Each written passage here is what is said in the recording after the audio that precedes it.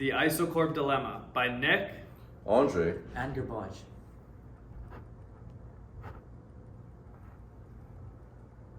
Isocorp is a technical support company which is known for their 24/7 service support for clients all around the world.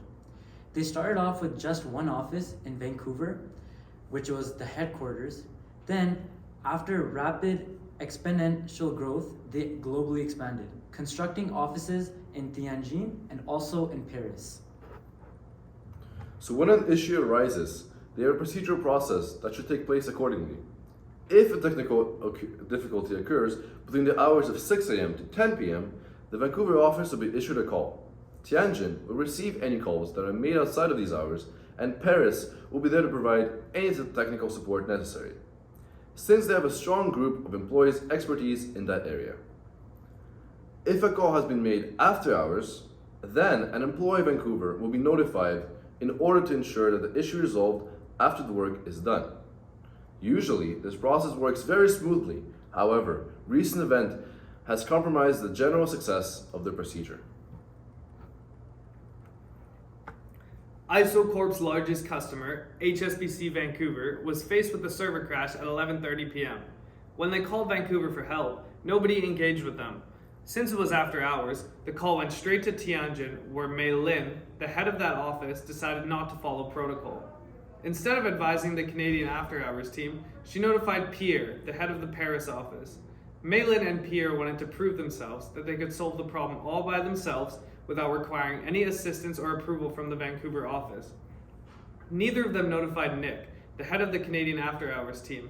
The Paris and Tianjin offices failed to fix the servers on time, causing HSBC to be offline for 3 hours. This unfortunately ended up with HSBC customers being unable to use the ATMs. Normally, Nick would receive an automated message about an issue. However, his phone was dysfunctional due to a virus. He was livid that the other office's teams had not attempted to reach him via his other communication portals. Isocorp is now faced with a potential lawsuit from HSBC, along with a plethora of internal difficulties due to their global expansion. Jack Nelson, the global manager of Isocorp, is based in Vancouver, the location of the headquarters. He believes that his location, as well as his background, might cause a perception that he favors the Vancouver office. Along with that, there appeared to be a breach of conflict between the offices.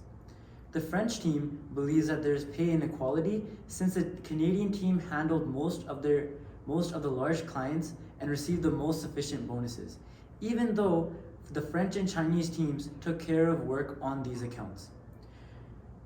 The Chinese team was compensated less than the French and English teams when it came to rate of pay and also in terms of vacation days.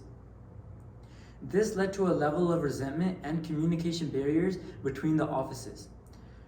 To top things off, Jack had detected the distribution of an offensive comic throughout the Vancouver office, one that depicted the international employees as incompetent, referring to the French and the Chinese offices. He feared that if the comic was leaked, the morale of all the offices will be detrimentally attacked. He has been tasked with depicting a plan to fix these issues. One possible solution would be to enforce consequential actions. For example, suspending the employees that Jack thinks are to blame for this incident. However, this will likely lower morale and possibly upbring more resentment for the affected branches. A second possible solution is to hire more overseers in order to prevent a situation like this happening again. This might have a positive effect, but generally won't ease communication barriers or alleviate resentment. A third possible solution will be to implement more mandatory communication by maybe forcing the branches to work together on cases. Although this may ease communication barriers, it is unlikely that it will alleviate resentment. So the first step Jack should take is to open up communication channels. One of the main functions of communication is to change behavior. If effective communication can be conveyed between offices, it can lead to them becoming more cooperative and respectful to one another. The solution to introduce this conversation will be to host a mandatory conference call for all employees to discuss their problems with each other. In order to decide the best communication channel, Jack must look at all the factors. The channel must have high synchronicity, since all parties must be able to listen, respectfully argue, and adhere to their future colleagues' points. It should also have a high social presence in order for the employees to emphasize with one another. High social acceptance is also necessary to ensure that employees are confident and willing to take part in this conference, rather than viewing it as a merely mandatory protocol. It should also have a fairly rich medium, since the amount of information and conversation will likely be immense. After reviewing all these factors, we believe that the most effective communication channel would be video conferencing over Zoom. Conflict takes place when one party perceives that its interests are being detrimentally affected by another party.